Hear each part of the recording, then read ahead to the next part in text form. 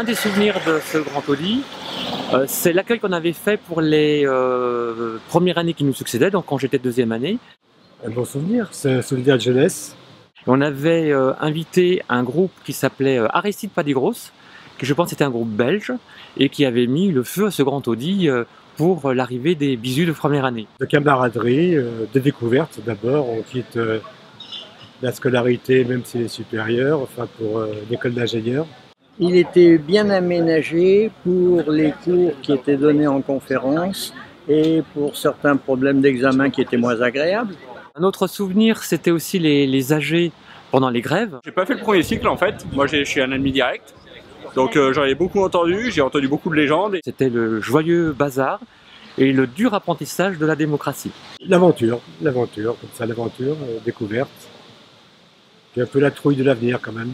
C'était un amphi très bien placé et c'était aussi très bien exécuté, comme j'ai dit, pour tout ce qu'il y avait à faire dedans.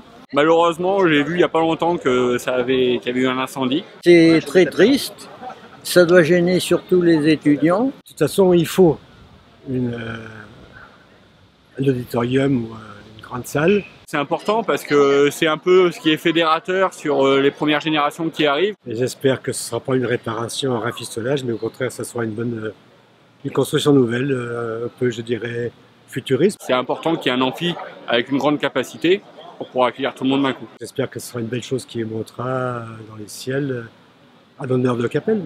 Mais ça coûte de l'argent, j'espère qu'il y aura beaucoup de donateurs. Comme tout bon Insalien, je pense, j'ai fait un don pour aider à la reconstruction. C'est une bonne idée. Et au moins pour l'améliorer sur la partie connectivité et numérique, puisque c'est ce à quoi on aspire pour la suite. S'il y en a d'autres qui veulent s'investir pour, comment dirais-je, restaurer cet amphi, pas de problème. Moi, je dirais que là, il y a peut-être ce côté sentimental envers le recteur Capelle, et qu'il mérite une belle construction, qu'il soit à l'honneur de l'INSA et à l'honneur du recteur.